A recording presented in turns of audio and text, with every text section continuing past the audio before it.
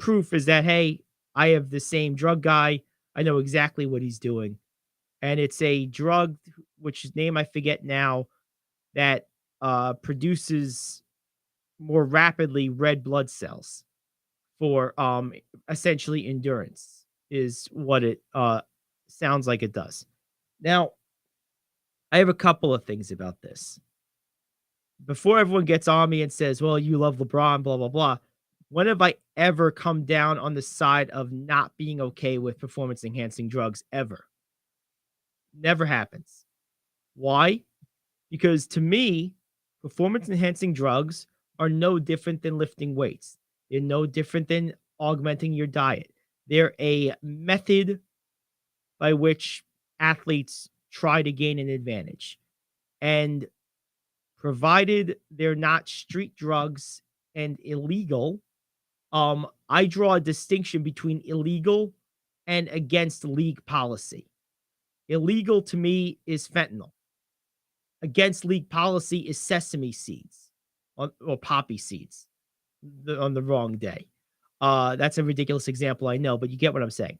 I And disagree with that one, though, too. what, the poppy seeds? Yeah, I can't eat a sesame seed bagel. Come on. I know. Well, it's because it trips the system, but or it can. So that's a ridiculous example. But my point is this: I don't care one bit about in fact, I would be concerned if an athlete wasn't looking for any advantage they can get. That's what athletes do. That's what competitive people do.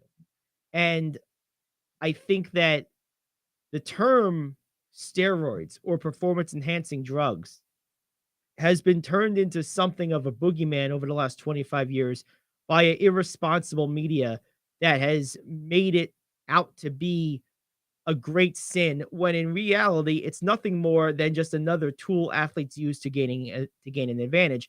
And in baseball, where this conversation is of course much more prevalent, the underlying, although not always directly articulated, rub for a lot of people was this idea that, well, Hank Aaron didn't have access to that. Babe Ruth didn't have access to that. So it's not fair. It's not even. Well, things change. You also can't say they wouldn't have done it had they had access. Well, of course not. But you comparing the access that someone has today versus the access Hank Aaron had back then. Well, let's not go back that far. Do you think there aren't things that Michael Jordan had access to that John Havlicek didn't? Take a 20-year gap. You think there wasn't something in 1993 that didn't exist in 1968 or 71? Of course there was. Of course there were. There were probably a lot of things. Just like there's definitely things that exist in 2023 that didn't exist in 2006 when Kobe had his best season. So what? We're just never supposed to use new. We get all these things all the time, these questions of the day of all these new emerging technologies and ways of measuring and improving performance, but that's okay. But they didn't have that back in 1950 either, but that's okay. Right. But taking what amounts to a pharmaceutical supplement is not okay. How does that make sense? That's stupid. I'm not pro steroid. I'm going to be honest. I'm not anti. I don't look at it as anything other than another tool that they use to try to get ahead. Everyone in the like eras, if you play at the same time, you have access to the same stuff as the guy who's choosing to use it. Now, it's your choice if you want to use it or not. I'm not going to knock anyone for not using it, but I'm not going to knock anyone for using it either. I don't look at it any different than working out. It's your body. You know the risks, or you should. I'm not going to, have any sympathy for someone who comes out 30 years from now and says, I use this drug to get ahead, this pressure to succeed. I didn't know what was going on. And now my hair's falling out or I have these problems. No, that's on you. I'm not gonna have sympathy for that either. But I have no problem with guys pushing the envelope. And now that's the first part. The second part is, well, let's prove it, first of all.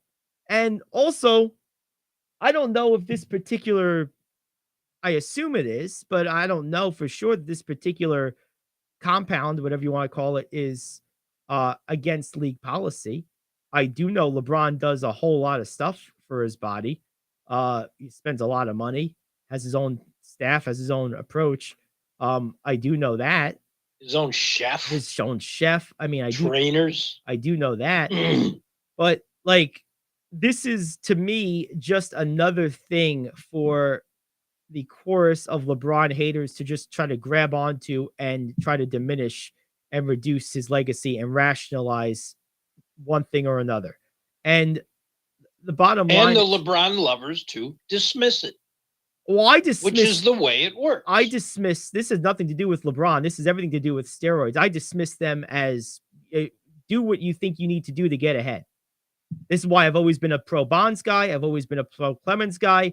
I have zero relation to the other side of this. To me, as long as it's not a type of drug that you would go to jail for on the street, you know the risks. It's your body.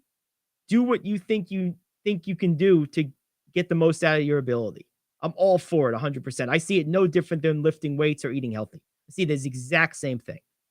I always have. Of course, in the 70s, they were snorting lines on the sidelines. So. Right. And that's the argument people use is like, hey, back then they didn't do this, they did that. And it's like, well, that was their fault. They did other things, and those things were and are illegal. Right.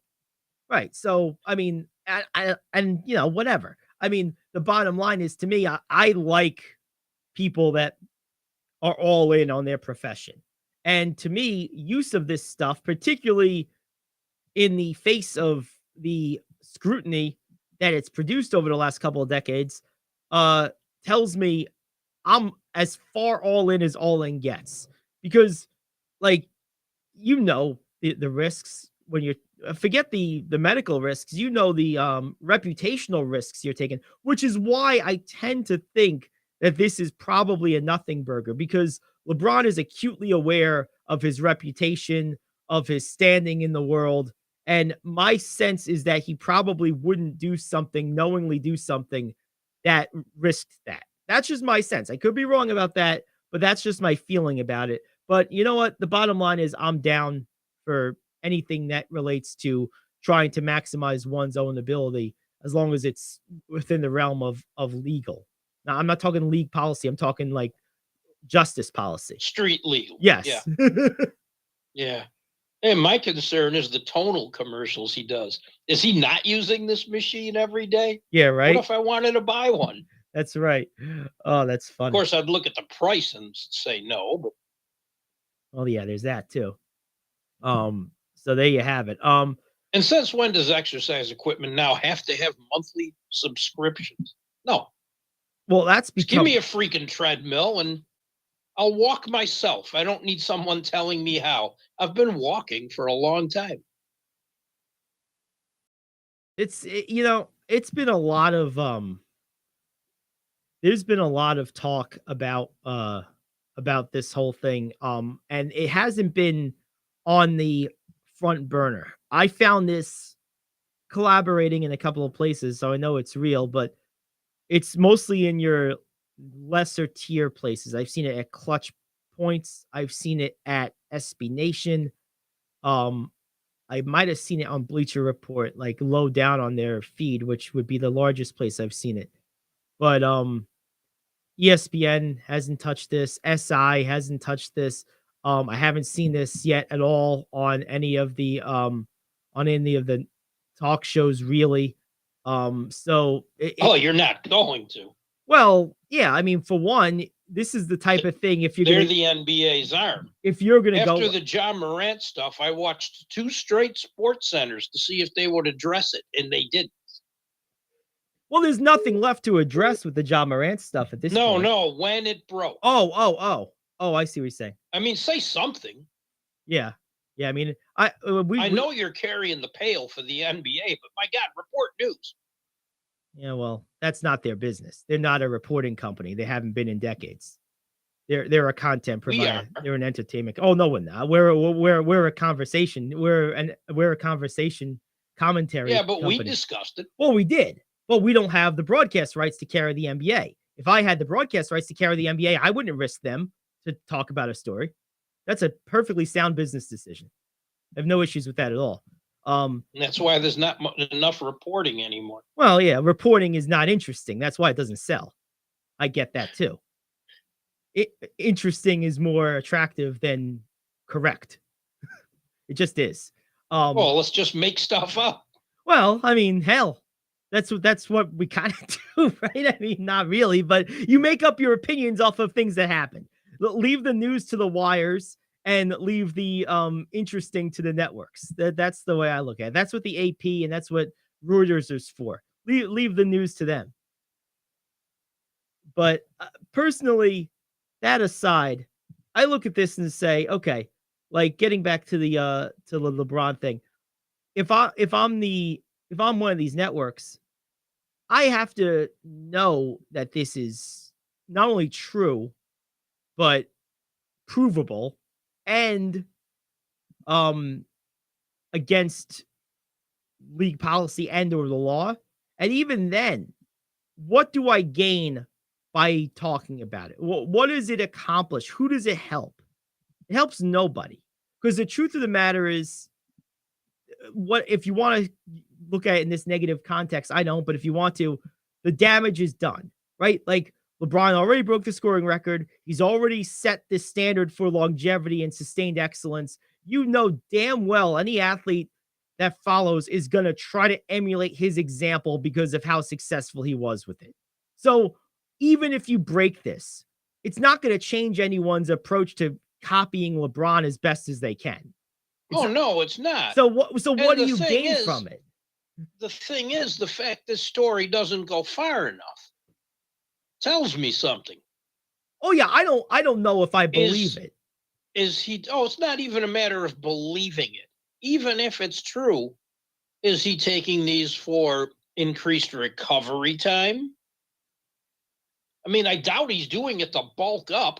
No, what I understood is this particular drug is designed to accentuate the production of red blood cells, which is supposed to allow you to stay fresher longer into the game. It's an endurance booster. That's what it is. Sign me up. That's what I'm saying. I can use some of that. Yeah, it's an endurance based supplement. That's what it's for. My red blood cells have been replaced with coffee. That's right. Coffee bean cells. That's right. By the way, speaking of the Ja Morant thing real quick before we go to break, that died a quick, painless death now, didn't it? No one's pressing charges, and that's the end of it. There's no evidence. There's not enough evidence. Including the mall stuff? Yes. Oh, okay. So then it's over. It's over. See? It doesn't mean we were wrong for talking about it. You had to ask the question. Oh no, but the way we spoke about it was one of, yeah, I'll believe it when I see it. And that's why I take these approaches with all these things, because almost every time this is the result of it. The truth is you have to prove crimes. You can't have someone be guilty before you've proven they're guilty. It's just not right. So, and getting back to the LeBron thing, is that a crime? No, that's my thing. It's certainly not. If it was, man, Lance Armstrong would be doing some serious time. Well, and that's a great point. I mean, because it's not a crime, but maybe it's illegal to the league, but it's not illegal in the broader sense. And there's a perfect example. When was the last time you knew anything about cycling? Last time Lance Armstrong was involved. They destroyed their sport permanently to virtue signal and to be have the moral high ground. I hope you feel good about yourself. You blew up your house to say you killed the bed bugs. I would be. Good job. That's an approach I've never taken. Okay. I would be curious to see what the stateside numbers are for the Tour de France since that. That's something to dig into. I can't see them having improved because you never hear it mentioned. I haven't heard a thing about cycling since the last time one of his old competitors accused Lance of something terrible. I mean, literally nothing. In fact, in my whole life, I've never heard a story about cycling that didn't directly or indirectly involve Lance Armstrong. If he wasn't involved, it didn't exist. Oh, I've heard of it before then. It's just not something I paid a lot of attention to. Well, I'm saying I've never heard a relevant story about cycling that didn't involve him one way or the other, either directly or indirectly. Well, let's just face facts. He was the whole It sport. pissed the rest of the world off because it was an American who was kicking their behinds left and right. Well, good. You've dragged your sport into irrelevancy. So I hope you're happy. I mean, that's just, and it was crazy because, the timing of that, if you remember it, some of the audience might not, if they're below a certain age, but um, when that was going on, that was like the early 2000s. That was like 99 to about 2005 or so. And around the same time, another, what I'll call fringe, I'll say sport in air quotes, because I don't really consider it a sport, but I'm just going to use the terminology. Poker was hitting a short-term, like sort of super period of relevancy. And they kind of fizzled out more organically. They kind of died of old age. Cycling died of a self-inflicted gunshot wound to the head. Yeah. It's like, yep, this is Well, open. see, I kind of equate poker and cycling because a lot of people play poker. That does not mean they're going to sit and watch it. Exactly. That's true. That's a great point. I know a lot of people that cycle and some that do competitively. They're probably not going to watch it on television. No, it's very true. They're going to be out doing it. Right. It's not really a spectator sport. The whole draw was Lance's personal story. It had nothing to do with what he was doing. He's a multiple time cancer survivor and all this. Now he's kicking ass and taking names and winning all the time.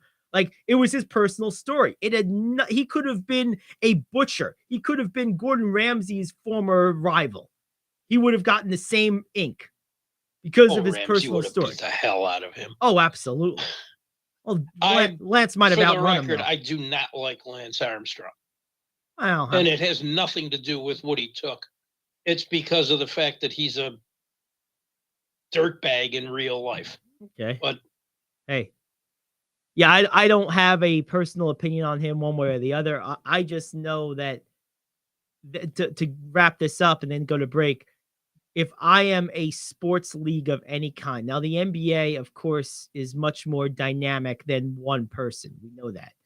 Yes. But LeBron's a big fish. I'm not going to knowingly inflict wounds on myself without a good reason. Like, what am I gaining? I have to gain something appreciable from doing that. And I just don't see what you gain from that. I really don't. There's nothing.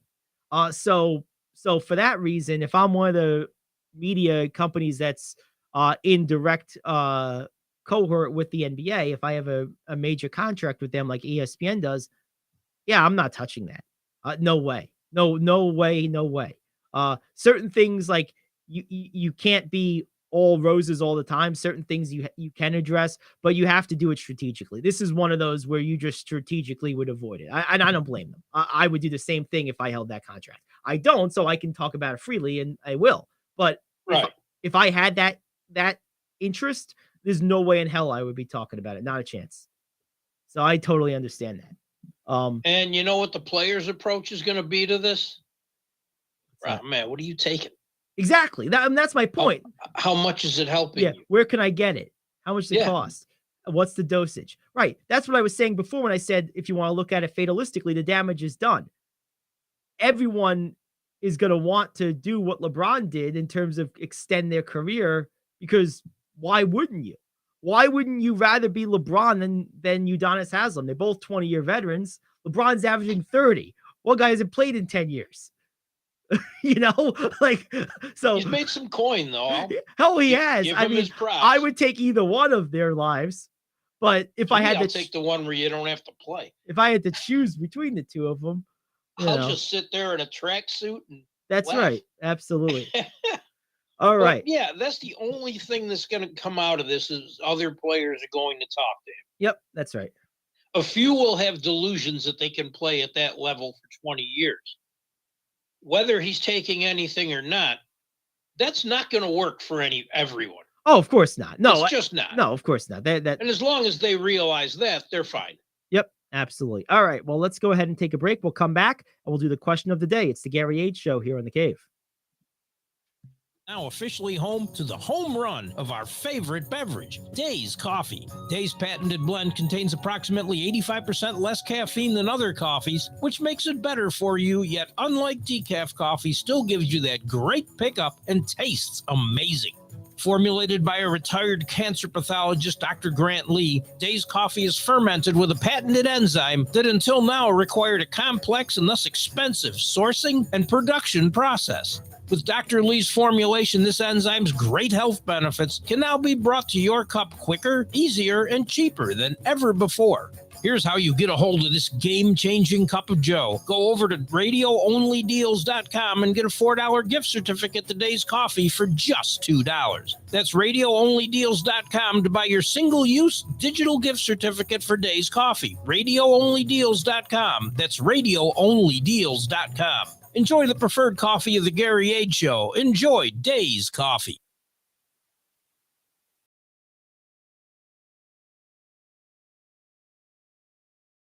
The New York Times has put the equestrian community on blast. I am KO, back in 1 minute with your sports question of the day. You've been working hard, doing the right thing and paying your taxes and putting your hard-earned money in the Medicare piggy bank all your life. And now it's time to break the piggy bank and get something back. Medicare. If you didn't know it, Medicare is health insurance for people over 65, and you've paid for it with your tax dollars. Medicare plans now have more benefits than ever. That's good news, especially if you're like me and looking forward to paying as little as possible for good health insurance. Call and find out what Medicare plan is best for you. Save your time. It's valuable. We've already done the research for you, and in one quick phone call, you can learn how to get the best Medicare plan designed exactly for you. Hey, it's one of the most important decisions in your life. Let us help you through it. Here's our number. Call 65 Plus Medicare now at 855-301-5506, 855-301-5506, 855-301-5506. That's 855-301-5506. The New York Times recently challenged the equestrian community for being a sport that remains overwhelmingly white. The piece, titled "Black Equestrians Want to Be Safe, but They Can't Find Helmets," tells the story of 27-year-old Chanel Robbins, an equestrian who cannot find a riding helmet to fit over her dreadlocks. Advocates say this is a serious concern, as horseback riding is among the leading causes of sports-related traumatic brain injuries. But critics say if Oliver Skeet could ride with dreadlocks, so can Robbins. Question: do you think equestrian helmet manufacturers are or are not guilty of discrimination? No, I don't. It's real simple. If 99% of my audience or my customers are not having hair that is gonna have a problem with my helmets, I'm not gonna make a special helmet for 1% or less of my customers. It just is a basic cost analysis of running a business. You don't make a specific unique product on scale based on every possible variation. At a certain point, a consumer has to make a decision.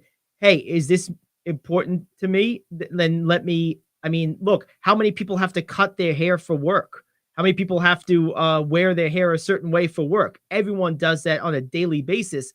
Like, just do something with your hair. Like, let's not make an issue out of a non-issue. Sometimes you just do things to accomplish stuff in life.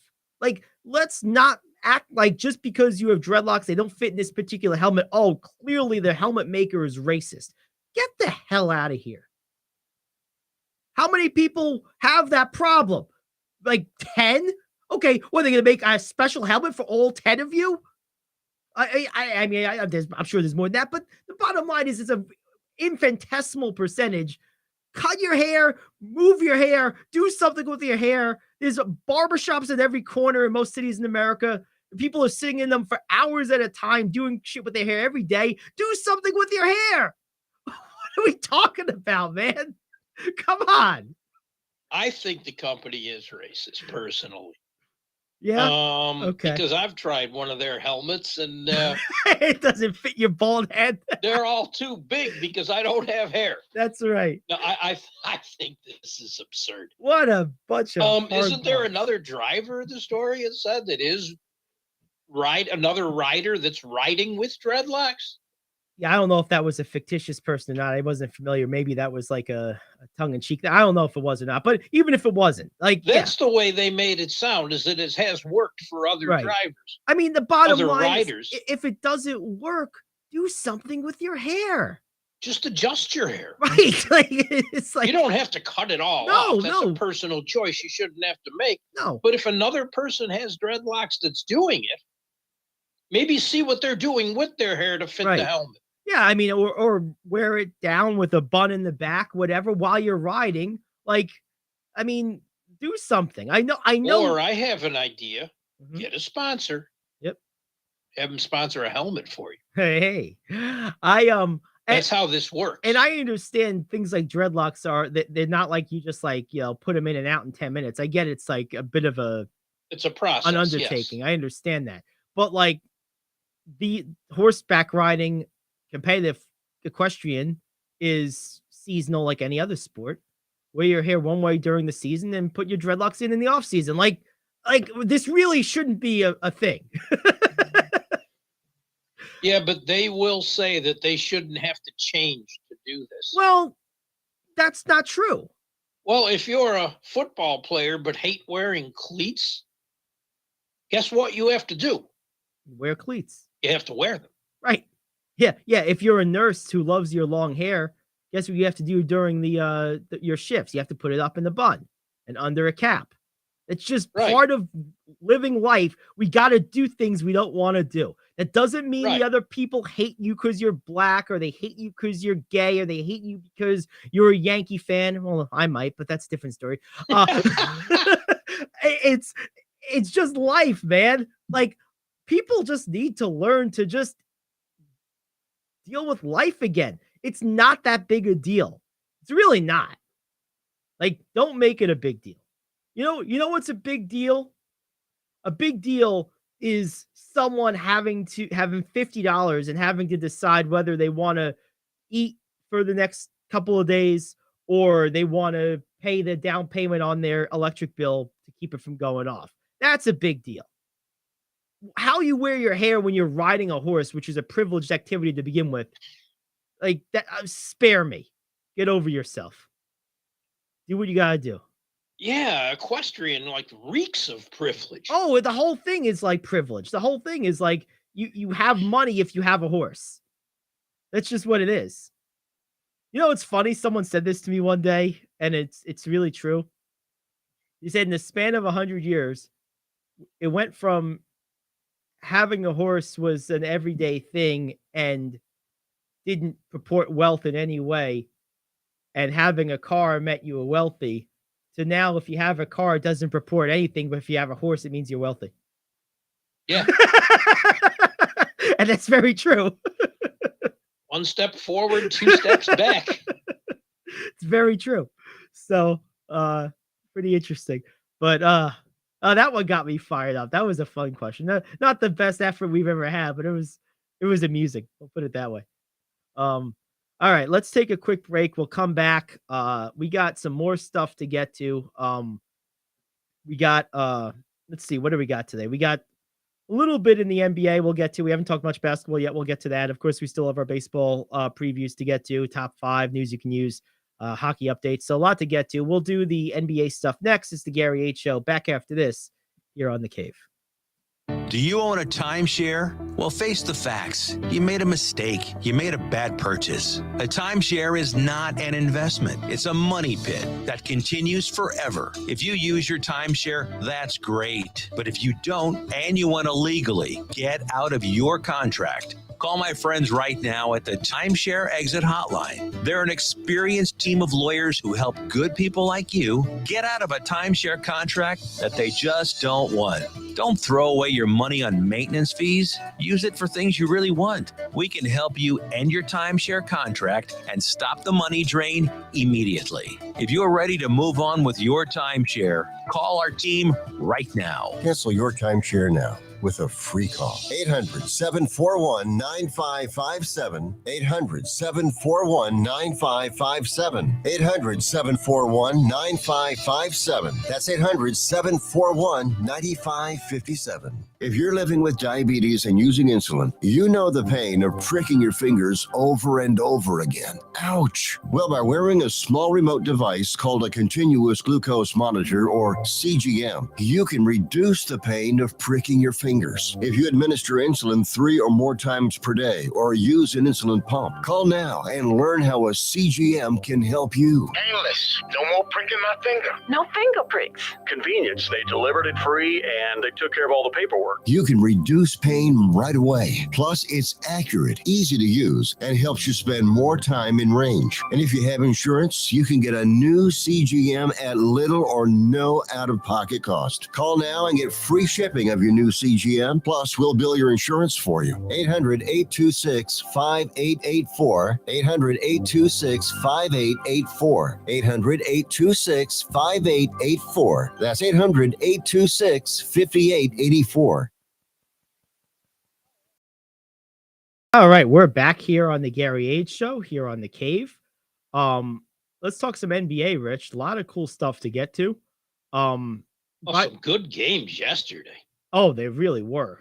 There were some excellent games. I mean, You and I talked over the phone on the weekend about being a really bad look for the Nuggets to lose to San Antonio. oh yes. I would probably feel bad if I coached a G League team and we lost to San Antonio. But no shame in losing to the Nets because they are playing fairly well. It's true. And that was a really great finish. That was an excellent game. It truly was. I think it's interesting, and we all have these biases and we all have these preferences. I think it's interesting how, for me, I'm just speaking for myself here. I'm curious your thoughts. In the span of one trade, the Nets, and one personnel move, the coaching move, the Nets went from a team I absolutely loathed and love to see fail to a team that I enjoy watching. Like, and I root for. I personally like them now. And I'm just curious your thoughts on that. They are more fun to watch. Some of the luster came off that when Kyrie asked out and then Durant was traded. But it's still kind of an interesting team to watch. I'm a big Spencer Dinwiddie fan. I have been since he was there earlier. I enjoy watching him play. They're a team that's not hard to like because the people they put on the court, while not stars, and there's not a star factor, you got a bunch of guys that are going to work hard and show up. And they do. You got Dinwiddie, Mikal Bridges. Oh, man. Oh, he's something, isn't he? Cam Johnson, Dorian Finney-Smith, Seth Curry popping off the bench, Joe Harris coming off the bench. Even Claxton ended up with 26 and 5 last night. Dinwiddie only had 15, but he had 16 assists. Dorian Finney-Smith had 4 steals. These guys are doing their jobs. I don't mind watching them play. Before it was a chore. Yes. I mean, a real chore. Oh, it was now it's not. No, they're fun to watch now. And, you know, the thing you like about them is everyone that's on the court is involved on both sides of the ball. Both sides of the ball. If you're on the court, you are in motion. You're doing something, right? And yes, that was not the case before. There was a lot of standing around. And there was a lot of waiting to see what Durant was going to do, waiting to see what Kyrie was going to do, not sure of what to do with Ben Simmons. And now there's none of that. Ben Simmons is officially out, but I think it's more or less they're just saying he's injured so they can bench him. I think they're done with him. Jock Vaughn more or less said as much about a month ago. And I That's think a big contract to eat. oh, it is. It is. I mean, It's bad when Nerlens Noel gets 7 more minutes than you do. yeah, that's not good. Yeah, you might be a bench warmer if, as Jeff Foxworthy might say. And the funny thing is, concentrating on the Nets so much in this game, 35, 20 boards and 11 assists, 2 steals, 2 blocks. We haven't said a word about Jokic. I know. Jokic, monster game. This wasn't his fault. What do you have? 30, 20, and 11? I just said him. Yeah, you just rolled it off. Yeah. The numbers are staggering. Yep. Insane. What was he, 60% from the field too? It's insane, man. It is. It's almost like he's just practicing out there. Like he puts up numbers that look like something you would do in a practice. I mean, the shooting numbers in particular, he's like 60-something% from the field for the season. And this is not 2002 Shaq. He's not just dunking. No. He's shooting threes. He's shooting floaters and runners. He's taking 10-foot floaters. Oh, my God. It's crazy. He does make it look effortless, man. Effortless. Now, I have a question for you. Okay. Do you see a problem coming down the road, despite having 23 last night, although he did get tossed? Michael Porter Jr. is expressing frustration with Michael Malone. He says he sat me the whole fourth quarter and put me in with 20 seconds left. It's impossible to catch a rhythm then. I don't know why he did. I'm sure he has his reasons. Instead of running to the media, find out from him. Yeah, being a coach in the NBA, I've always said this and this is why I think Phil Jackson's the greatest coach in league history. It's not even all the championships, but it's being a psychologist. Ultimately, your job is to manage egos more than it is to call plays or teach basketball or anything like that. If anything, assistant coaches do that mostly in practice. Your job as a head coach is to manage egos and make people with those big egos think they're getting their way when really they're doing your bidding. It's really much a mental jujitsu type of job. And by the nature of it, even the best, even Phil Jackson at times fails at it. And the problem with it, when you fail with mind manipulation, it's typically obvious, glaring, and explosive, right? Because no one likes to realize they're being manipulated. But the only way you have success in the NBA as a coach is to manipulate people's emotions. That's the job. I mean, really, when it boils right down to it, if I owned an NBA franchise, I'll say this. If I owned an NBA franchise, I would actually, every once in a while, there's a shift in paradigm in terms of how something is done, right? Like for a while, it was like the college coaches were all the craze. Then it was the young, hot assistant. At one point, it was like the experienced head coach. Like things always change. I would usher in a new change in dynamic. I would hire the most experienced assistants I could get my hands on. Well, I would let my head coach do that, but I would explicitly say in the interview process, I want you to hire experienced assistants. Are you okay with that? I'll let you pick the ones you want, but I want experienced guys. Assuming they said yes, I would hire a head coach that had no NBA coaching experience, maybe no basketball experience, but was a master psychologist and let the basketball people be the basketball people.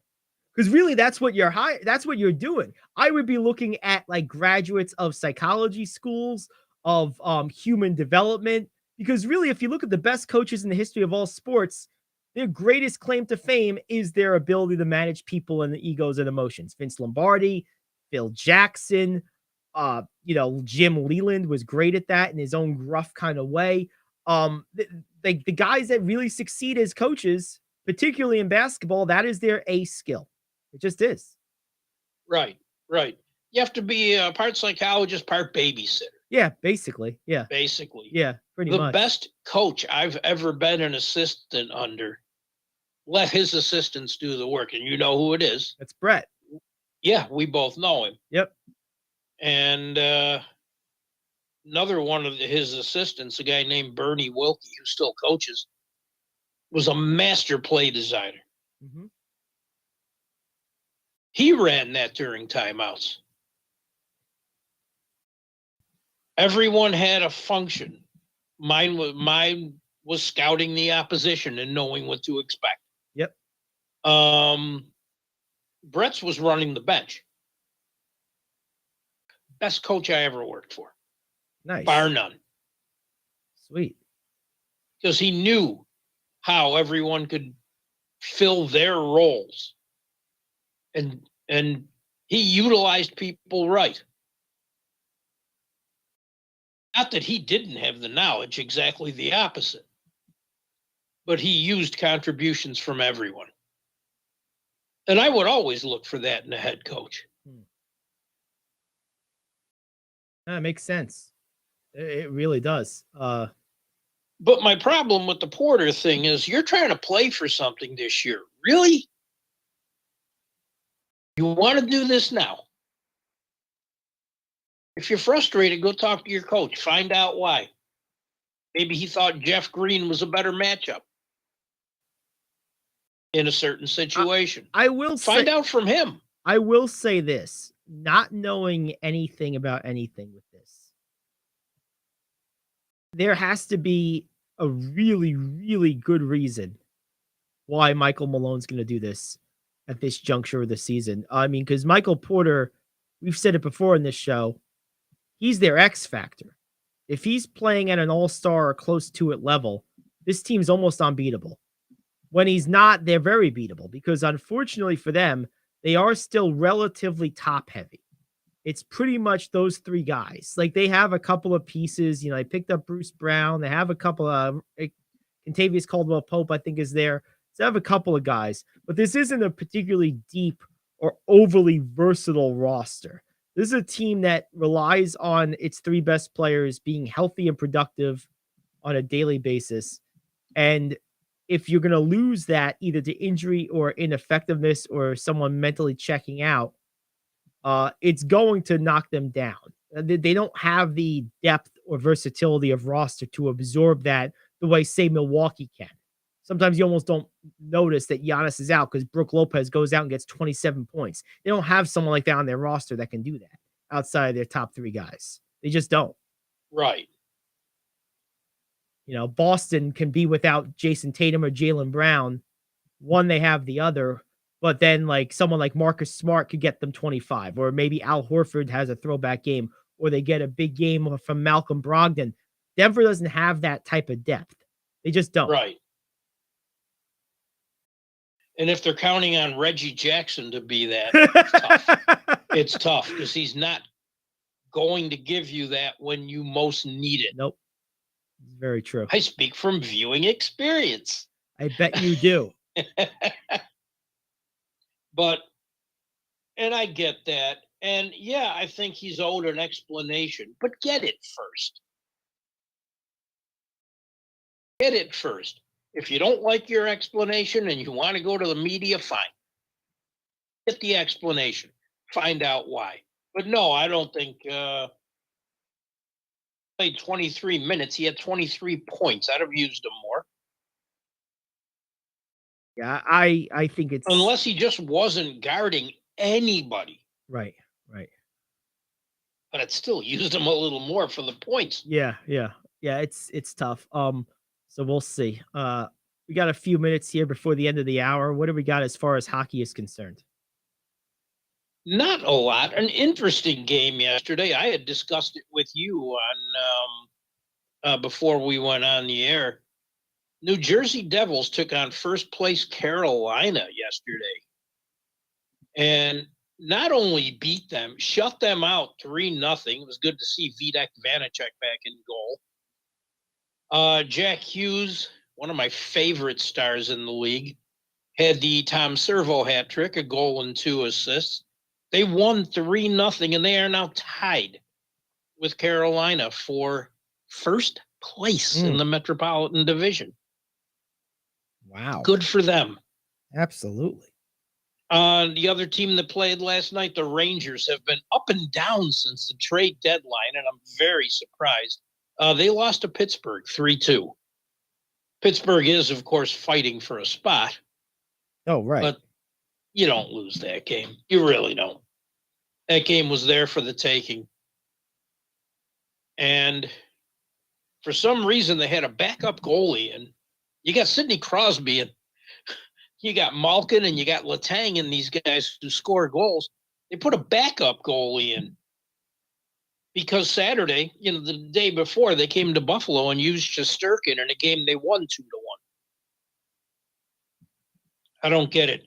I'd think I'd have saved the man for the man. There you go. And let him take a shot at Crosby because that's just too. But yeah, I didn't have the Devils in first place this late in the season at the beginning. I thought Carolina was going to run away with this division. To be honest, Devils got the third best record in the league and a plus 58 goal differential. What's a good goal differential in hockey? Like a good solid one? Like what's a point of reference?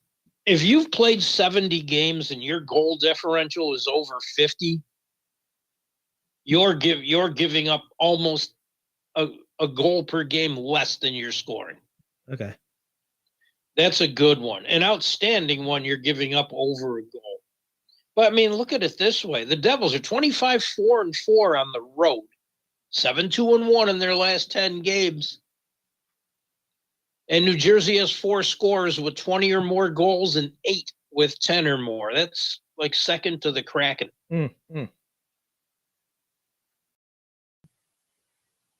I thought if we had a chance to get a cup out of the city, it was going to be the Rangers. Right now, the Devils look better. Yep. It's cyclical, of course, but man, do they look good. Really is interesting. It really is. Are the Devils a cup contender this year? I don't know. Jesper Bratt and Hughes and these guys are so young. Their captain's very young. Nico Hischier, he's like 23. They're a very young team, and I have to see if their goaltending holds up. But it doesn't mean they can't win. Jack Hughes is potentially a generational talent, and they can do a lot of damage. An awful lot. Contender, not sure. Would I want to play them in the first round? No. Understood. I wouldn't come close to wanting to play them in the first round. They scare me with their ability to score goals and the speed in which they play. And they've got more kids sitting down in the AHL that are NHL ready. They added a veteran at the trade deadline like Timo Meier, also known as professional scorer. He's already helped them. This team can do some damage. Like I said, I wouldn't want to play them early. And if they get by the first round, they could go far. But you have a lot of kids here. There you go.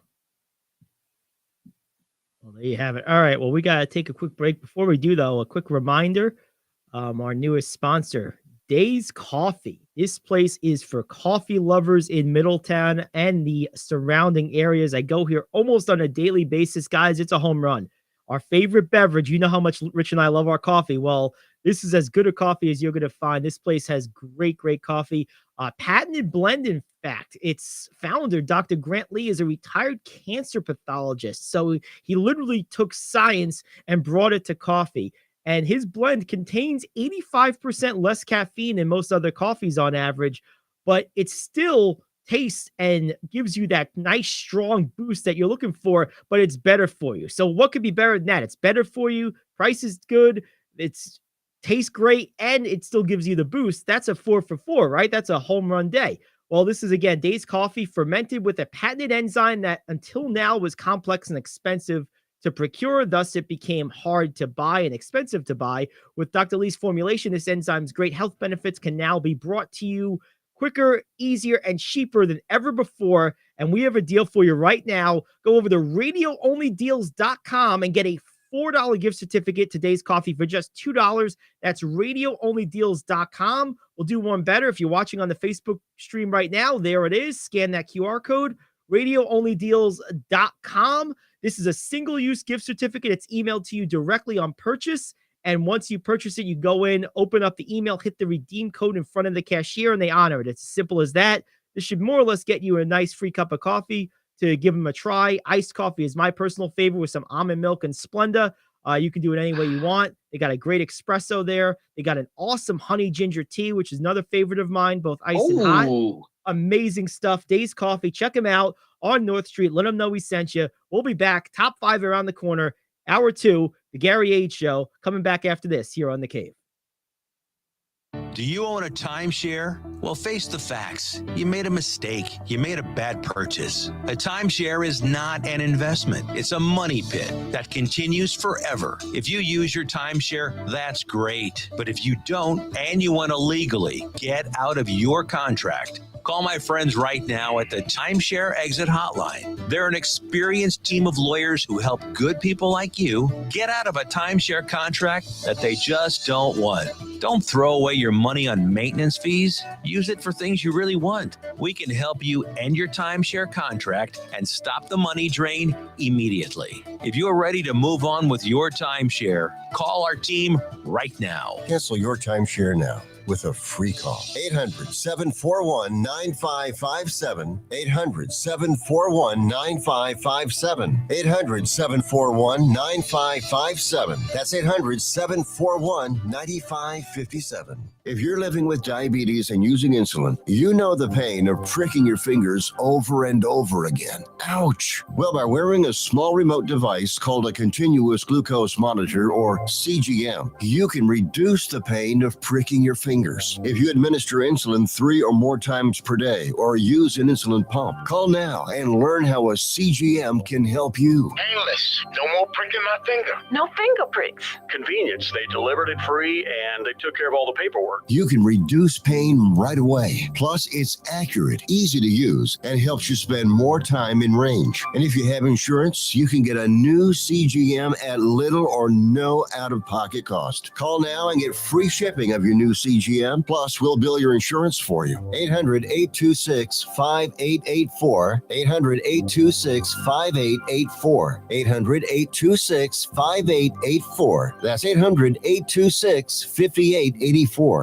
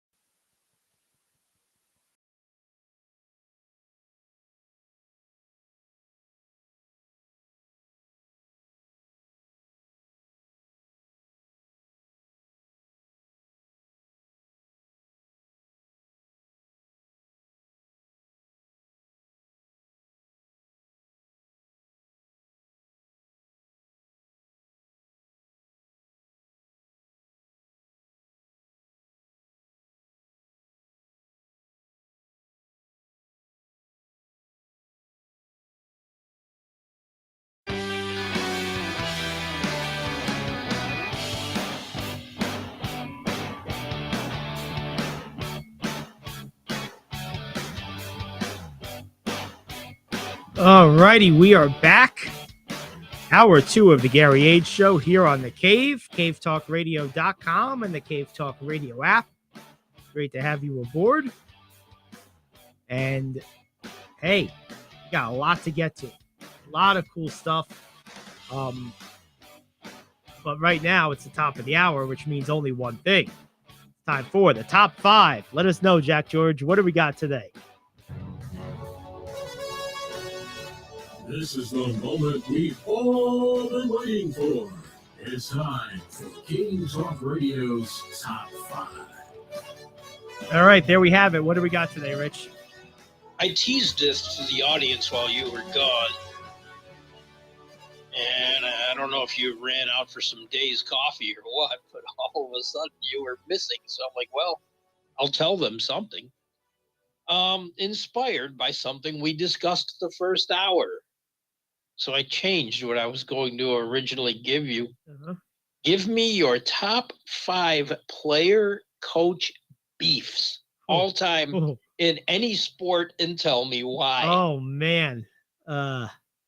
This should be fun. Oh, this is going to be a blast. Well, I mean, you have to start with PJ Carlissimo and Latrell Sprewell, right? Yes, I mean, that's what I was thinking. I mean, they literally choked him almost to death. So that's got to be near the top of the list, right off the top of the head.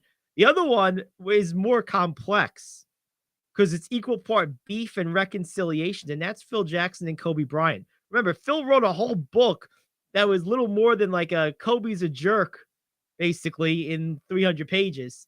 Blaming everything on Kobe for the dissolution of the Shaq-Kobe Lakers. And then a year or so later, it comes back and they become like, highly successful together and kind of reconcile. So that was clearly a big beef.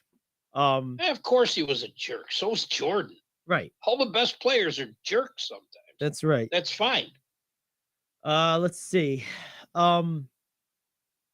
Obviously, Billy Martin and Reggie Jackson weren't exactly best buddies. That's a good one from baseball. And when Steinbrenner got involved, it got even worse. Do you remember the line Martin used that got him fired? No. And he's talking about Jackson and Steinbrenner. He said, easy, one's a born liar, the other one's convicted. And Steinbrenner fired him because he was the convicted one. Oh, that's great. That's awesome. Of course, who didn't Billy Martin have a beef with? Yeah, he had a beef with everybody. And I liked him for it. I'm trying to think of football.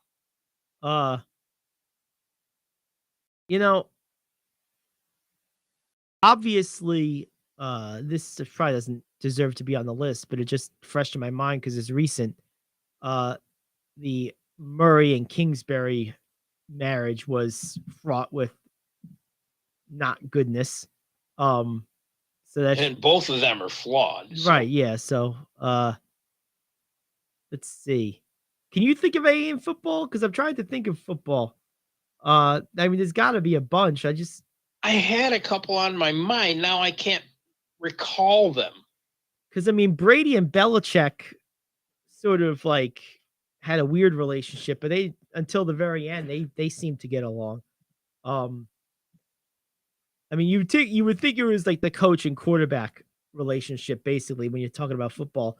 A couple others that come to mind in basketball, Larry Brown and Stephon Marbury definitely didn't get along.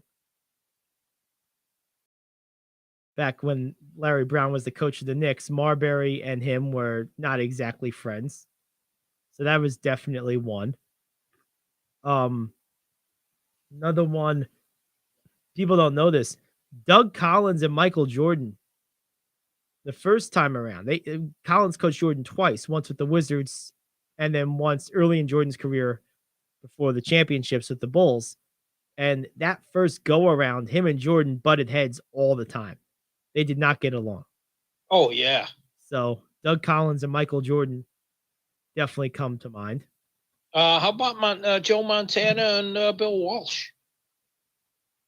Yeah. When he brought Young in, those two went addict That- for 2 years. Yeah, that was more of a issue, I think, brought on by Steve Young than by Bill Walsh. I mean, I guess Walsh is responsible for it, but like that went on for 5 years, off and on in some capacity or another.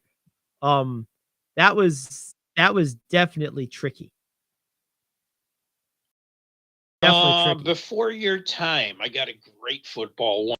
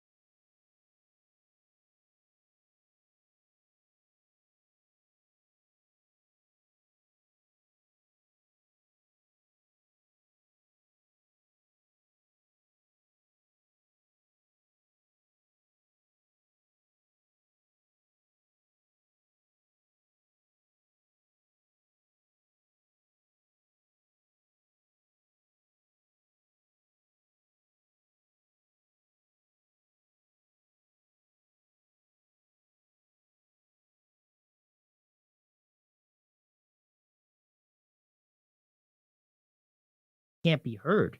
Can you hear us now, John?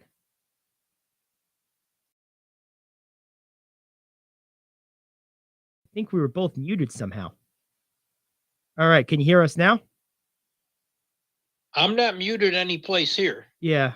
I thought we looked like okay, cool. Oh yeah, okay, good, Yep. good. All right. I don't know what happened. Yeah, I there. was gonna say if it was with me, I mean, you wouldn't have heard me. Right. Yeah, I think our radio audience could hear us, but not the Facebook audience. I think there was something weird with Restream. So anyway, that's all. So, all right. Well, so number 1 is Sprewell. Number 2 for me, I think Billy Martin and Reggie Jackson. Okay, that was my number 3. They Actually, really didn't like each other. no, okay. they did not. Let's see. Number 3, excuse me, is going to be I think Williams and Sloan, because it led to Williams firing. To Sloan's firing, excuse me. Number 4, what about a recent one? What about Kyrie Irving and Steve Nash? We didn't talk about that. Man, they did not like each other. Irving was the one that wanted him, though. I know, that was the funny part. Him and KD hired him, and then they ended up hating him. And then also Trae Young and obviously Nate McMillan. That was a mess. Those are 2 recent ones. I feel like I had the McMillan one written down. I did not end up having that in my top 5. My number 2 was the Mercury Morris one because it involved voodoo curse. Yeah, whenever you have voodoo curses involved, that's always an interesting thing. Let's see what else we got. What about Kobe and Phil? I'm gonna put that, I guess, at number 5. So my top 5, Kobe and Phil at 5. Number 4 is gonna be Steve Nash and Kyrie Irving. Number 3, I'm going with Williams and Sloan. Number 2 is Reggie Jackson and Billy Martin. And number 1 has to be PJ Carlesimo and Latrell Sprewell. He choked them, for crying out loud. We had the same number 1. Number 2, I had the Mercury Morris Don Shula one. Number 3, I had what you had for number 2, the Billy Martin one. Number 4, I had Doug Collins and Michael Jordan. And number 5, I had Sloan and Darren Williams. Mm-hmm. So interesting stuff all the way around. Oh, it really is. Really good stuff. So very fun top 5. All right, let's take a break. We'll come back. We got more NBA to get to. We only really talked about one game. Also, we have our baseball preview, which we'll actually do next. So we'll get that. We'll give you the teams on the other side of the break, and we will continue on from there. It's the Gary Ayd Show. Got about a half hour to play with. Back after this here on The Cave.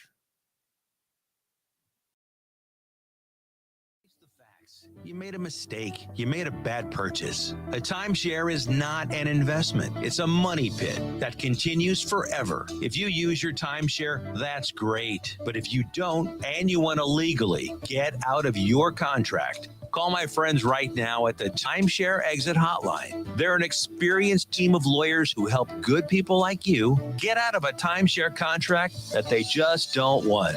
Don't throw away your money on maintenance fees. Use it for things you really want. We can help you end your timeshare contract and stop the money drain immediately. If you are ready to move on with your timeshare, call our team right now. Cancel your timeshare now with a free call. 800-741-9557. 800-741-9557. 800-741-9557. That's 800-741-9557. If you're living with diabetes and using insulin, you know the pain of pricking your fingers over and over again. Ouch. Well, by wearing a small remote device called a continuous glucose monitor, or CGM, you can reduce the pain of pricking your fingers. If you administer insulin 3 or more times per day or use an insulin pump, call now and learn how a CGM can help you. Painless. No more pricking my finger. No finger pricks. Convenience. They delivered it free and they took care of all the paperwork. You can reduce pain right away. Plus, it's accurate, easy to use, and helps you spend more time in range. And if you have insurance, you can get a new CGM at little or no out-of-pocket cost. Call now and get free shipping of your new CGM. Plus, we'll bill your insurance for you. 800-826-5884. 800-826-5884. 800-826-5884. That's 800-826-5884. It's a shame that everything went as bad as it did for Patrick Ewing at Georgetown. I feel bad for him. I really do. This is a guy who truly earned this one opportunity to be a head coach. And unfortunately, because of how spectacular it went in the wrong direction, how spectacularly bad it went. And he's no spring chicken anymore. He's probably about 60, maybe just under. He's probably never getting another shot. And Right. that's unfortunate because the guy's I think a good coach. That's one of those programs. The NCAA is littered with these through the years, particularly basketball, where there's one great coach, all-time coach, who turns a program into a, pseudo blue blood for the duration of his tenure or his or her tenure. And then that's it. I mean, you could, and I don't even follow college basketball closely, and I can rattle these off. I mean, Jim Calhoun at UConn, John Thomas at Georgetown, certainly Pat Summitt at Tennessee. I mean, these type of people, John Wooden at UCLA. UCLA has never been a powerhouse before or since. They're usually pretty good. Yeah. Boeheim, I think we're going to learn, probably turns Syracuse into more than they're going to be. I'm going to be interested to see about Duke. A lot of people don't remember this because he was there for so long. Duke before Krzyzewski was, this is not North Carolina. North Carolina is a permanent blue blood. Kentucky is a permanent blue blood. But there's only a few of those type of teams. There's not many. And Duke in Shire's first year was fantastic. They were. So they might go the other way. Carolina with Hubert Davis didn't even make the NIT. Oh, no. Well, yeah, maybe Hubert Davis may or may not be the answer. But, Dean Smith had success. Roy Williams, Lafferty, or whatever his name was. Like, there's been more than one guy who's had high-level success with Carolina. It remains to be seen about Duke. But like to your point, the first year is a good indicator. They did pretty well. I thought Shire was the right choice for them as well. I agree. So the bottom line and the point I'm making here is that I don't know that Georgetown's expectations, Indiana's another one. Bob Knight, what else? I don't know that that Georgetown's expectations match what that program's actually capable of. So yeah, and I think we're going to find out a lot of whether it was Boeheim or not, too, like you said, in Syracuse. Yep, it's something to look at. And Syracuse didn't exactly light the world on fire most of Boeheim's tenure. They were always in the mix, but they were seldom true contenders. They were good for a long time. They were really good for a long time, and they had like a 5-year window or so in the early 2000s where they were real contenders and subsequently won one championship, of course, in 2003 with Carmelo Anthony. All right, so who do we got for baseball today? We got the Brewers in the National League, and I'll take them. Okay, and what do we got in the AL? You add on. We have the White Sox. Yes, okay. All right, so it was the White Sox. All right. I don't know what to make of this Brewers team. It's hard to know. They're a mess. They're a weird team. I don't think they're a mess. I just think, this offense could be better than you think. Last year, everyone said, their pitching's great, but they don't have enough offense. I think their offense was more productive than you think. I do. You get guys like Rowdy Tellez and Luis Urias bringing it in. Now, they did lose Colton Wong, who I thought was underrated in the infield and at the plate. And Hunter Renfroe, why they got rid of him, I don't know. But they added William Contreras. They added Jesse Winker. I don't know how they got Contreras. They snuck into an existing trade. The lineup's better top to bottom than it was last year. Now, do they not make a stupid mistake near the trade deadline like they did last year? They traded Josh Hader, and granted, he didn't light it up in the Padres, but once he got back into the playoffs, he was on fire.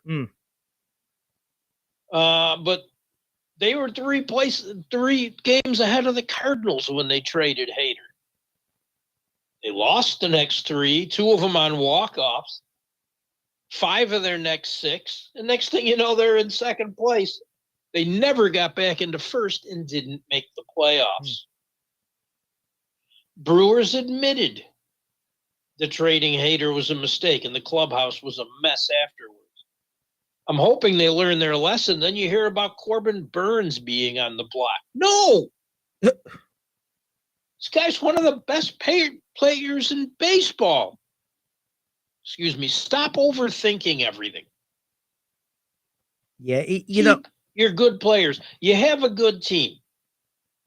It's enough to win the division unless the front office steps in and screws it up.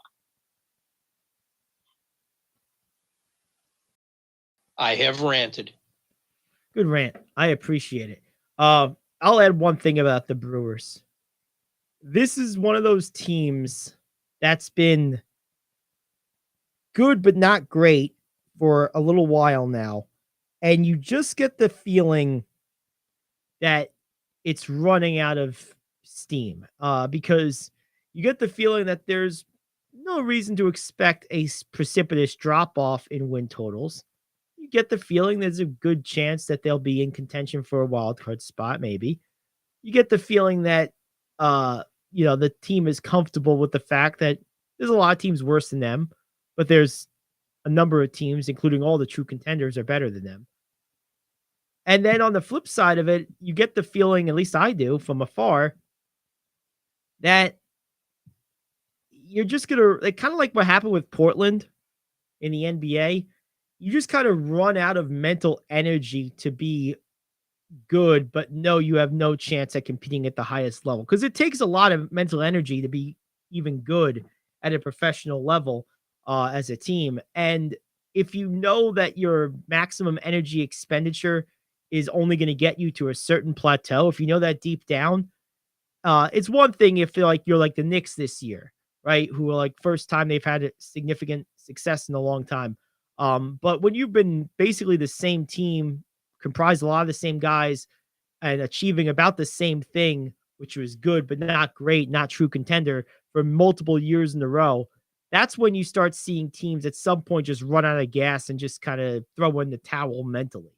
And I'm going to be curious to see if there's any of that in this year for the Brewers, because they're that type of team to me. Like, I know they're going to be okay to good, but I also know that they're not beating the Braves. They're not beating the Mets. They're not beating the Phillies. They're probably not beating the Padres. Maybe they could beat the Cardinals. I mean, if they win their division, they will have beaten the Cardinals. Right. But I see no problem with them being better than the Cubs, the Pirates, no, the Reds. Of course. But they're not going to beat the Dodgers most likely. So they're not going to beat the good teams. Right, and that's my point. point. They're good enough to win their division. Yes. Especially because I think the Cardinals took a little step back. Yeah, no, they definitely did. We talked about that the other day. So yeah, I think the Brewers will be solid, but not awesome. And I just wonder how long that will sustain itself. That's what I'm wondering. All right, let's move over to the AL. We got the underachieving White Sox. New manager, maybe new energy. We'll see. This is a team that really underperformed last year in a big way. Probably the biggest underperformer in all of Major League Baseball last year, this White Sox team. So I think it stands to reason that there's a very good chance they could be the biggest turnaround year to year this year, because I think if they just play to their abilities, this is a 95-win team. This is the best team in the division, Gary. Yes, without a doubt. On paper. Andrew Vaughn is a great first baseman. He just looks even better this year than he did last. And think about this. The 3 names before him, Frank Thomas, Paul Konerko, Jose Abreu. That's a great lineage. That's a first base legacy, man. It sure is. And that's going back. I mean, that encompasses close to, 35 years, 25, 30 years or so, right? A first baseman, at least? Over 30, yeah. Yeah, over 30 years, yeah. It's amazing. I like their infield. Andrus is good at second. Tim Anderson, the guy who thinks he's better than everybody, is a good shortstop. Moncada's their third baseman, and they got backup Berger who can just hit the ball, just flat out hits. And I like the outfield. Benintendi's out there. Yes, he's an excellent player. Sheets, Garcia, Jimenez, Anderson. Oscar Colas. Yep. They got a lot. Anderson's still on the team, right? Yes. Yep. Someone, either Jimenez or Berger, the other third baseman, is probably going to DH. So you're going to have people in the lineup. Gavin Sheets and Victor Reyes can help off the bench. They've got an offense. What do you take on their pitching? Because I personally think Dylan Cease is one of the best pitchers in baseball. Yeah, he's a beast. I question their bullpen a lot, but you could question most teams' bullpen. And I also think there's an excellent chance that one of the big issues with the bullpen last year was the fact that it wasn't managed properly.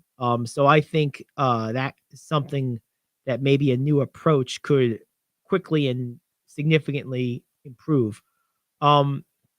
This is a team that, to me, doesn't have any obvious notable weaknesses. They're a well-rounded team that just across the board didn't perform last year.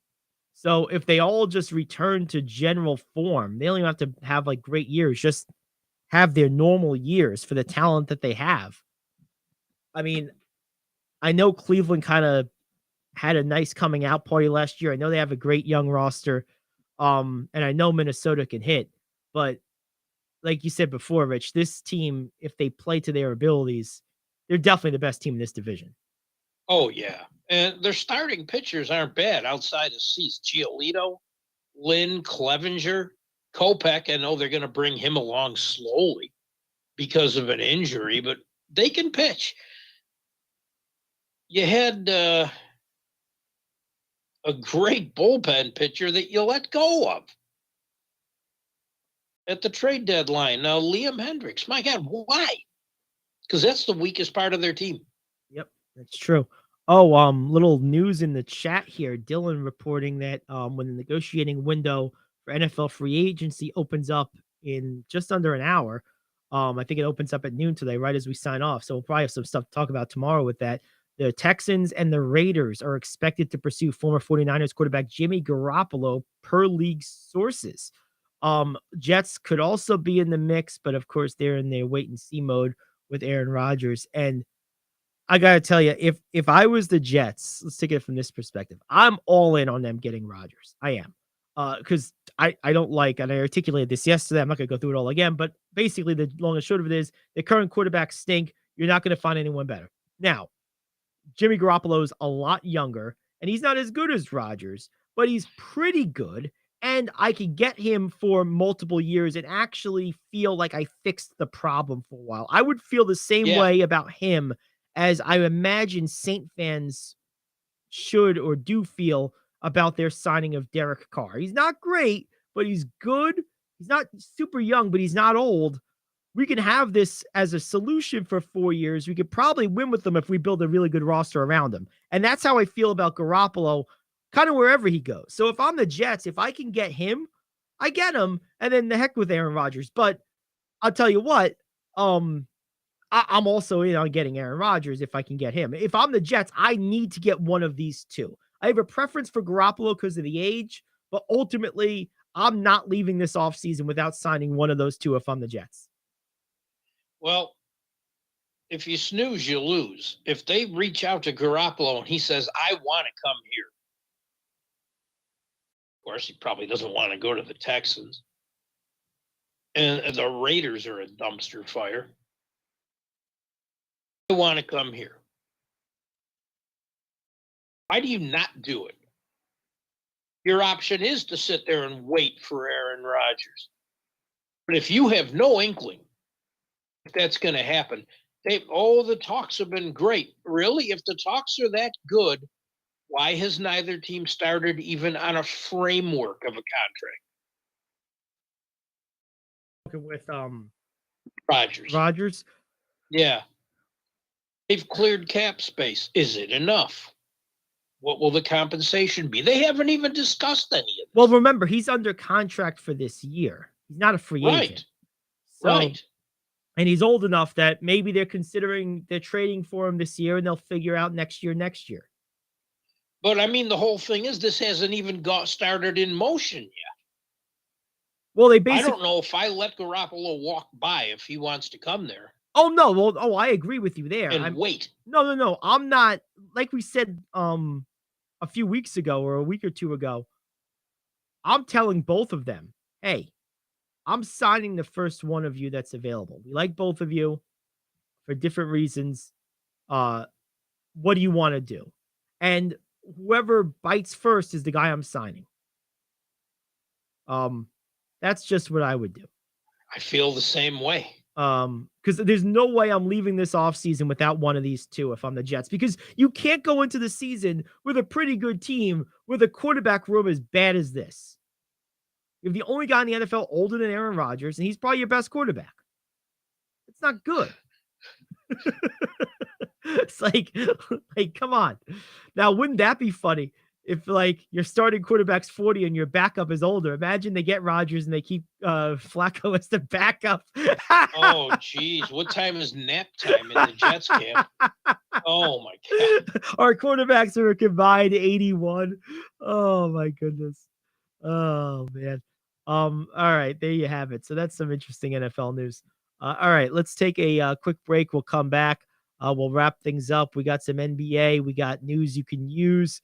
And that's what's on tap the rest of the way. Back after this, Gary Ayd Show here on The Cave.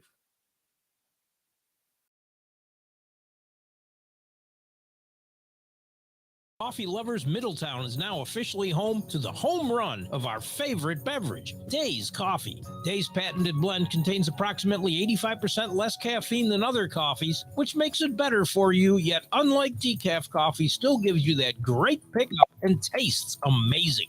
Formulated by a retired cancer pathologist, Dr. Grant Lee, Days Coffee is fermented with a patented enzyme that until now required a complex and thus expensive sourcing and production process. With Dr. Lee's formulation, this enzyme's great health benefits can now be brought to your cup quicker, easier, and cheaper than ever before. Here's how you get a hold of this game-changing cup of joe. Go over to radioonlydeals.com and get a $4 gift certificate to Days Coffee for just $2. That's radioonlydeals.com to buy your single-use digital gift certificate for Days Coffee. Radioonlydeals.com. That's radioonlydeals.com. Enjoy the preferred coffee of the Gary Ayd Show. Enjoy Days Coffee.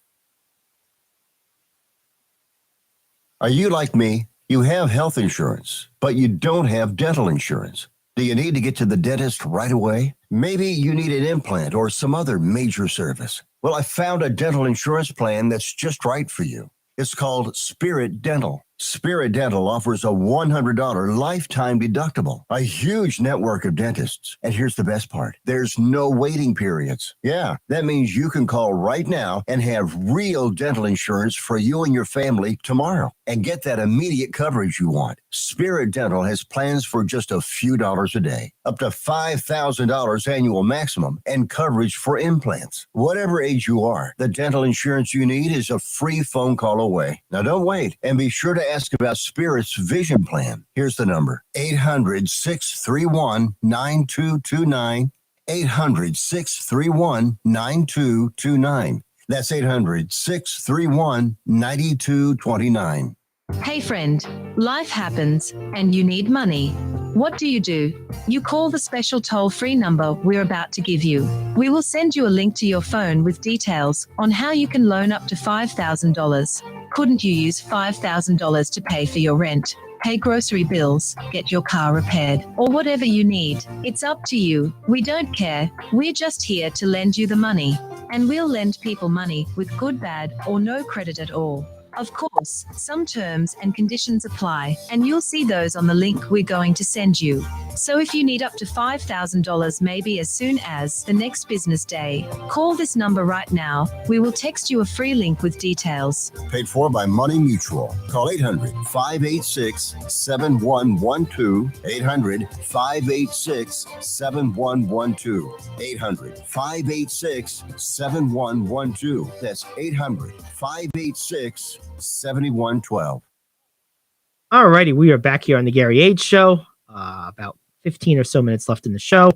Let's take a quick look at the NBA, Rich. What do we got tonight? Any games that interest you tonight?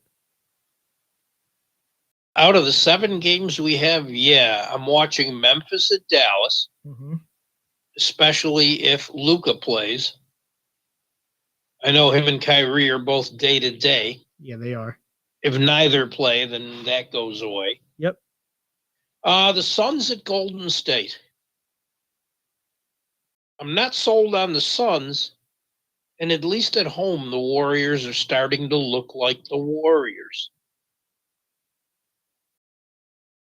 And it's a late one, but of course, who needs sleep? Milwaukee at Sacramento. Well, that's the game. really That's the interests game me. of the night. I mean, and I got to give Sacramento their flowers. I think it's fair to say that this is a potential finals matchup. I mean, is there anyone in the West that you say is conclusively better than Sacramento? I don't think so. Conclusively, no. I mean, if you put Sacramento against, pick your other Western contender, Denver, Golden State, Clippers, whoever, Phoenix, I would pick Sacramento against a lot of those teams, and it would be an agonizing selection against the others. Like they're as good as anybody in that conference. They have as good a chance as anyone in that West. That West can go any direction. There's really not a dominant team in that conference this year.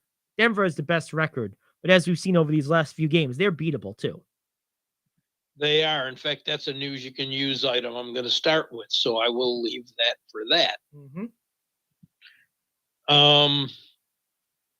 Yeah, I like Sacramento. I like the way they are playing.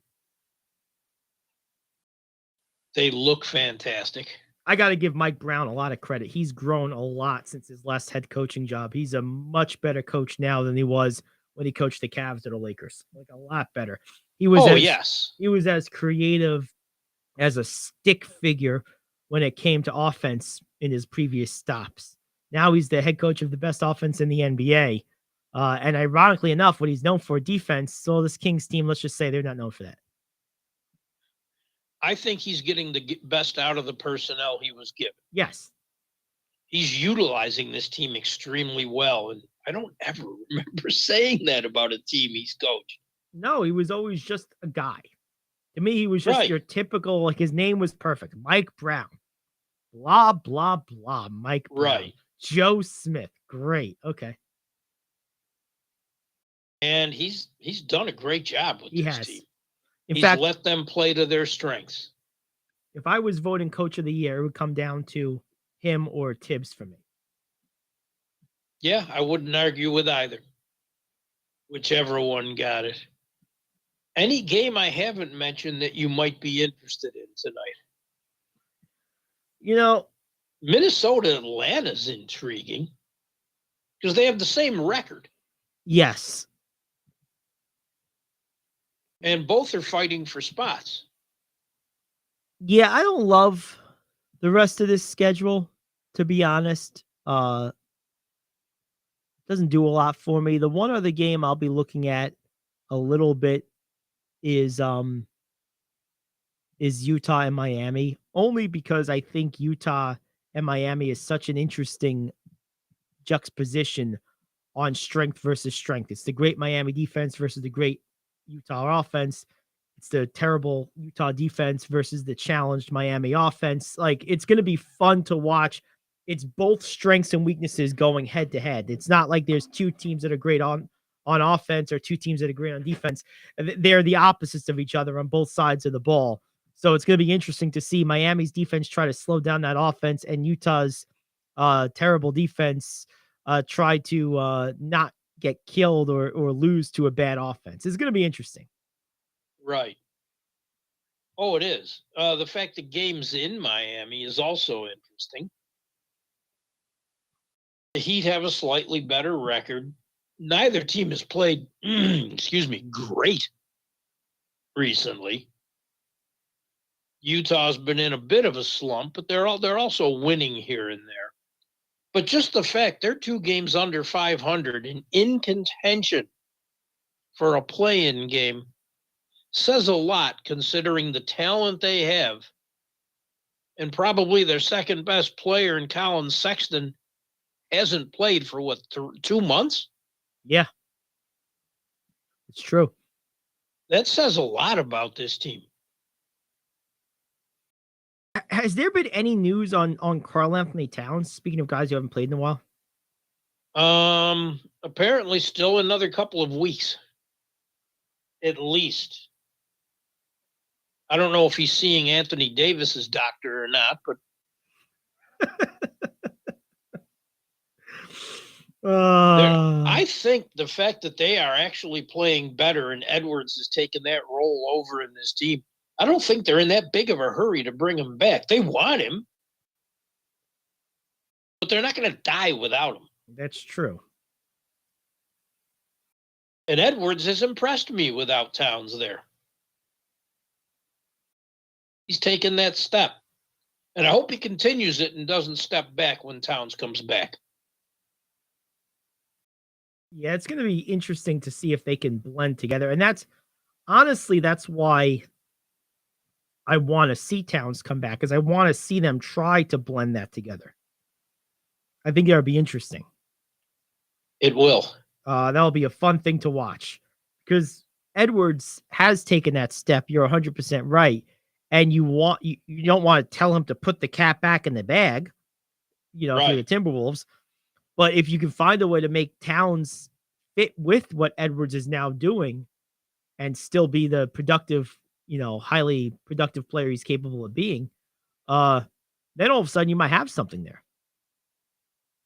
You ask anyone in the league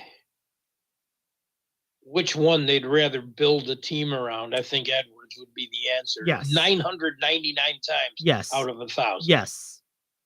Yep, I agree. So it's going to be up to Towns, who's the veteran here, Yeah. to step in and assume that second spot, take that role, take it to heart, actually try on defense a little bit. No, come on. God. I know he's got a reputation to uphold. I know he's trying to out-harden Harden, but come on, try a little bit. Just a You little. might actually be able to play in a playoff game. You might if you're actually not like hurt. it. That's funny. Oh, what a mess. What a mess.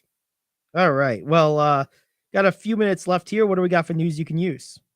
That basketball soothsayer, Paul Pierce, made what he considered to be a prolific statement. He said, quote, "I think somebody in the top 3 seeds going to get upset in the first round. Denver is going to be the number 1 seed. I think Denver is the most likely out of the top 3 seeds to get popped in the first round. If the Nuggets see the Lakers, if they see Golden State, they're going to get popped in the first round." End quote. A real telling statement? No. No. The Nuggets have made the playoffs 4 years in a row. They were beaten the second round twice, conference finals once, and last year the Warriors knocked them out in the first round. So Pierce isn't really saying anything different from what happened last year. I think the Warriors team is weaker. I don't know if the Lakers are healthy enough. And the Nuggets have Jamal Murray this year, so I don't know if they're going to get knocked out. If you're predicting Denver's demise again because they did it last year and you really want to sound A, smart, B, relevant, no, it's nothing earth-shattering, and you may not even be right. Yeah, I understand where the concern around Denver arises. I can understand, because the playoffs, as we know, is a whole different season, and it's all about individual matchups. And I can see where let's take the Lakers as the example. Let's say they play the Lakers. I could see where a healthy and motivated Anthony Davis is a clear matchup problem for Jokic. I get it. I do understand where that comes from. But let's not pretend like the opposite isn't also true. You know, there's a reason he shoots 60% from the field for the season. Yeah. And on top of that, you mentioned Jamal Murray. I understand. This is what I said about the West in general. Anything can happen. It's truly the Wild West this year. None of these teams, to me, I don't know who the hell is going to be in the Western Conference Finals. I don't know who's going to represent the conference in the finals. I have no godly clue because how could you? I mean, yeah. Oh, right. Sacramento's most likely going to be the 3rd seed. Them and Memphis are battling for that 2nd. Right. Yep. If Sacramento's 3rd and they get Dallas, could Dallas not upset them? Yeah, they could. Yeah, let's go down the list here. Let's look at these 6 teams and we'll finish out the show with this. You got the Lakers, the Nuggets, the Mavericks, the Clippers, the Grizzlies, and the Kings. The Kings, yes. So those 6 teams. All right, so let's start with the Kings. Make the argument for them. Easy. Best offense in the NBA. They have a lot of weapons. They've been consistent all year. They've been pretty healthy, and they have a coach who, like you said before, is getting the best out of them. Flip side, they have no playoff experience as a unit or individually for the most part. Outside of Harrison Barnes, yeah, right. There's not much there. They can't guard anybody, and they are somewhat top-heavy. Match up against a team like the Clippers, could they deal with that Clippers length and size and defense the whole 7-game series and win? Maybe, maybe not. Okay, look at the Clippers. Health is always a problem. Chemistry is an issue sometimes. You worry about Ty Lue. He's a weird coach. But on the flip side, they're a great defensive team. They find ways to win games. They're a veteran team with a lot of experience, and they have matchups in their favor against a lot of other teams. So you could go through all 6 of these teams and make these types of arguments like really easily on both sides, which is to say this is a total, free for all. This could go in any direction. It is. My biggest issue with the Clippers is Ty Lue. Westbrook has fit into that team seamlessly. Yep. He has. Again, length. George, Leonard. Zubats was the only big for a while. Plumlee's come in at the trade deadline and done really well. I like Terrence Mann off the bench. He's a weapon. Yep. Both sides of the ball. They have a decent team. They have depth. Mm-hmm. Could they keep up with Sacramento for 7 games?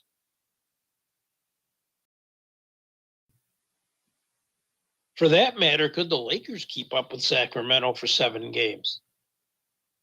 And if the Lakers are putting Hachimura on mothballs the way it seems to be, you're going to need him come playoff time because he is an ace defender. No question about it. So I have questions on all these teams. Can the Warriors win a playoff game on the road? Can they at home? Yeah, all day. How many series are they going to be favored in? I mean, they're no guarantee to even make the playoffs. They're fighting for their playoff existence right now. They'll make it. Maybe. They'll make it. They're above 500. Couple of the teams we talked about aren't. But okay, so when I'm saying the playoffs, I mean the full thing. I mean, if they get in the play-in game and they're not the home team, they have to win 2 in a row on the road in that scenario, right? I think if they're in a play-in game, they'll be the home team. They're already past that. Because last I looked, they were like 8th or 9th in the West. But either way, I don't know. Let's see. Here we go right now in the Western Conference. Right now, the Warriors they're 6th right now. They're 1 game out of the 8 slot, out of 7 or 8, which remember 7 and 8 is playing, but those are the home seeds. Now, Right. and you just have to win one game. Now there are 2 games clear of the Jazz, Thunder, Lakers, and Pelicans, all of whom are just 2 games out of the 6 seed. That's how bunched up this is.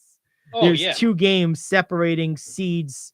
Well, really, you could go one step further. There's 2.5 games separating the 5th seeded Clippers from the 13th seeded, 12th seeded, excuse me, Pelicans. 2.5 games separates 5 through 12. That's how Right. mixed up this is. Pretty crazy stuff. It is. Anything can happen. There we go. All right. Well, that does it for us. We will be back tomorrow, 10 to noon. Enjoy the rest of your day. We'll see you then. It's the Gary Ayd Show here on The Cave.